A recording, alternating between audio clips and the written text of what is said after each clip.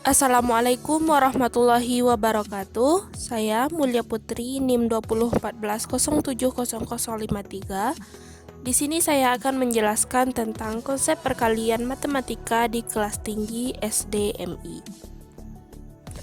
Dalam matematika, kita telah mengenal jenis-jenis bilangan. Beberapa di antaranya yaitu ada bilangan asli, bilangan cacah, serta bilangan bulat. Begitupun dengan operasi hitung bilangan tersebut.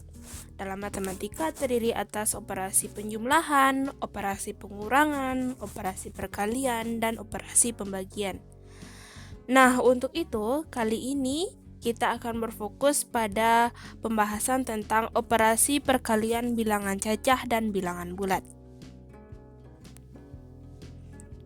Bilangan cacah yaitu bilangan yang terdiri atas bilangan 0 dan himpunan bilangan asli, yang ditulis sebagai C sama dengan himpunan 0, 1, 2, 3, dan seterusnya. Adapun sifat-sifat perkalian bilangan cacah yaitu yang pertama ada sifat komutatif atau disebut juga dengan pertukaran. Maksudnya adalah setiap bilangan yang ada dalam operasi perkalian dapat bertukar posisi satu sama lain. Bagian kanan dapat dipindah ke bagian kiri dan sebaliknya. Meskipun letak bilangan tersebut telah dipindah, namun hasil akhir dari operasi tersebut tetap sama. Sifat komutatif ini dikonsepkan dengan A kali B sama dengan B kali A. Contohnya, 8 kali 7 sama dengan. Nah, operasi ini memiliki sifat komutatif yaitu 7 kali 8. Ya, apabila kita selesaikan, maka hasil akhir operasi tersebut akan sama. Kita buktikan bahwa 8 kali 7 hasilnya 56. Serta sifat komutatifnya adalah 7 kali 8 yang hasilnya juga 56. Yang kedua ada sifat asosiatif yang disebut dengan pengelompokan. Maksudnya adalah cara menyelesaikan operasi perkalian dengan mengelompokkan bilangan namun hasil akhirnya tetap sama. Konsep sifat asosiatif ini dapat ditulis sebagai A kali B kali C sama dengan dalam kurung A kali B kali C sama dengan A kali dalam kurung B kali C sama dengan dalam kurung A kali C kali B. Contoh soalnya yaitu 5 kali 14 kali 3. Nah, operasi ini dapat kita kelompok-kelompokkan sesuai dengan bilangan-bilangan yang ada pada operasi tersebut. Contohnya, dalam kurung 5 kali 14 kali 3 atau 5 kali dalam kurung 14 kali 3. Atau boleh juga kita tulis dengan dalam kurung 5 kali 3 kali 14. Nah, selanjutnya kita selesaikan operasi-operasi tersebut. Misalnya kita selesaikan yang dalam kurung 5 kali 14 kali 3. Kita selesaikan yang di dalam kurung terlebih dahulu. 5 kali 14 hasilnya 70 kali 3. 70 dikali 3, 210. Selanjutnya, kita buktikan dengan sifat asosiatif selanjutnya yaitu 5 kali dalam kurung 14 kali 3. 5 kali 14 dikali 3, 52, hasilnya 210. Dan sifat terakhir dari asosiatif yaitu dalam kurung 5 kali 3 kali 14. 5 kali 3, 15 kali 14, hasilnya 210. Jadi, apapun bentuk pengelompokannya atau sifat asosiatifnya, hasil akhirnya tetap sama. Sifat yang terakhir yaitu sifat distributif atau penyebaran. Sifat distributif ini berlaku pada operasi perkalian terhadap penjumlahan dan operasi perkalian terhadap pengurangan. Yang mana konsep untuk perkalian terhadap penjumlahan adalah A kali B tambah C sama dengan A kali B ditambah A kali C. Dan operasi perkalian terhadap pengurangan dikonsepkan sebagai A kali B kurang C sama dengan A kali B kurang A kali C. Contoh soalnya yaitu ada 8 kali 12. Nah, di sini ada bilangan 12, yang mana 12 dapat dijabarkan sebagai operasi penjumlahan, yaitu operasi penjumlahan antara bilangan 10 ditambah 2. Nah, kita selesaikan dengan 8 kali 10 tambah 2. Nah, kita bisa menggunakan sifat distributif dalam operasi ini, yaitu 8 kali 10 ditambah 8 kali 2. Kita selesaikan 80 ditambah 16. Hasilnya 96. Nah, cara lain yaitu 12 ini juga dapat dijabarkan sebagai operasi pengurangan, yang mana 12 adalah operasi pengurangan antara 15 kurang 3. Sehingga kita dapat memperlakukan sifat distributif terhadap operasi ini, yaitu 8 kali 15 kurang 3 sama dengan 8 kali 15 kurang 8 kali 3 sama dengan 120 dikurang 24 sama dengan 96. Selanjutnya kita membahas tentang konsep perkalian bilangan bulat. Nah, bilangan bulat adalah bilangan yang terdiri atas bilangan positif, bilangan negatif, dan bilangan nol. Sehingga dapat ditulis bahwa bilangan bulat memiliki himpunan minus 2, minus 1, 0, 1, 2, dan seterusnya. Nah, sebelum mengenal operasi perkalian bilangan bulat, dalam bilangan bulat ini terdapat beberapa lambang, yaitu apabila bilangan bulat positif dilambangkan dengan tanda plus dan bilangan bulat negatif dilambangkan dengan tanda minus.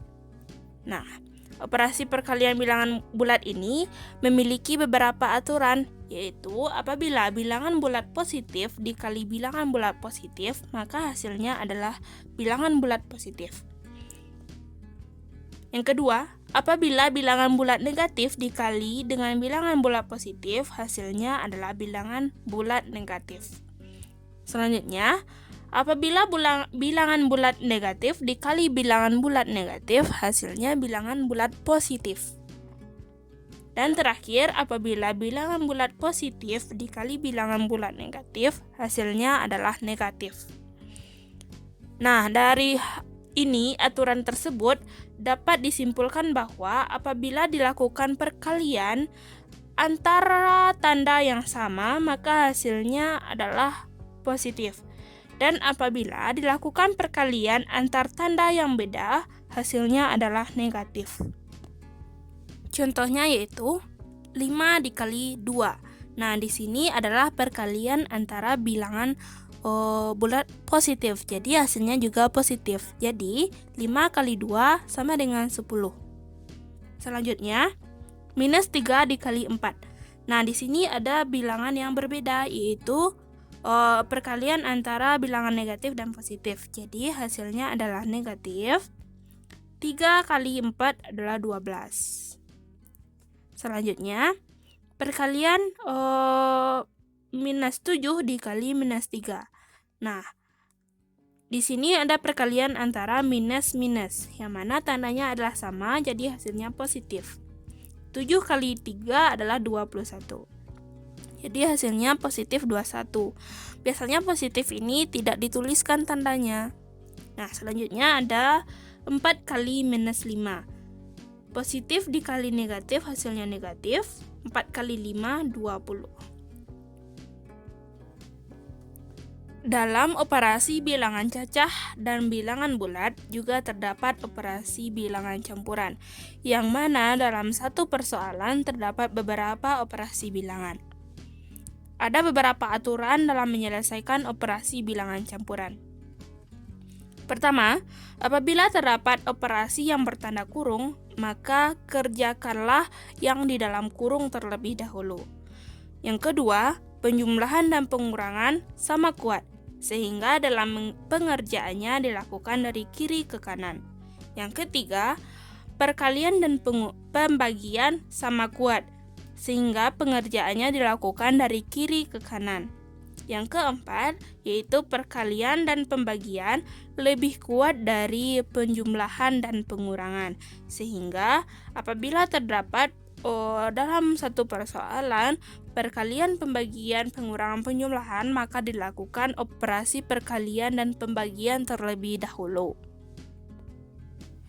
Sehingga operasi bilangan campuran dapat dikonsepkan sebagai kurung kabatakuk. Artinya dahulukan kurung, lalu kali, bagi, dan tambah kurang.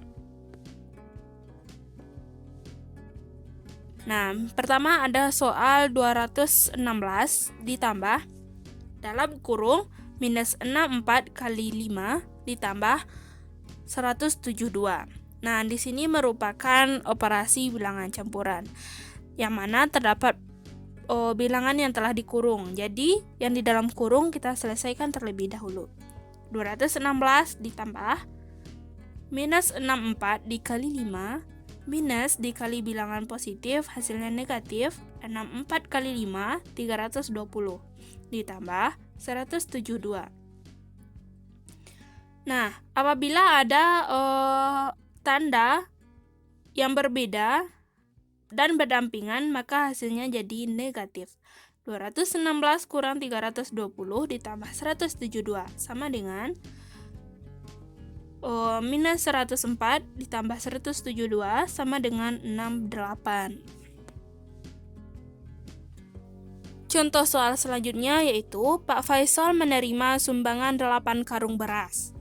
Tiap karung beras beratnya 85 kg.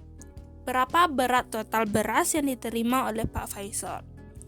Nah, soal ini diketahui bahwa Pak Faisal menerima 8 karung beras. Nah, di tiap karungnya memiliki berat 85 kg.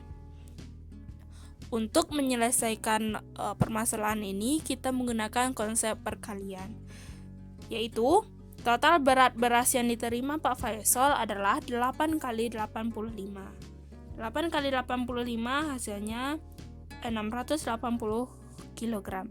Jadi, total berat beras yang diterima Pak Faisal adalah 680 kg beras.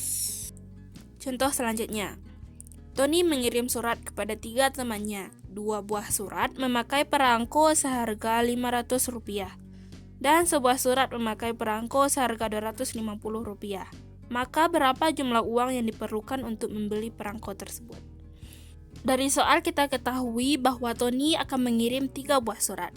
2 di antaranya memakai perangko seharga Rp500 dan satunya lagi memakai perangko Rp250. Nah,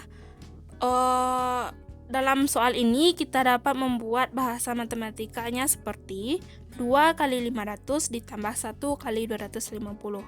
Nah, kita dapat menyelesaikannya secara berurutan sesuai dengan apa yang telah di dalam kurung. Nah, 2 kali 500 sama dengan 1000 ditambah 250 kali 1, 250 sama dengan 1250.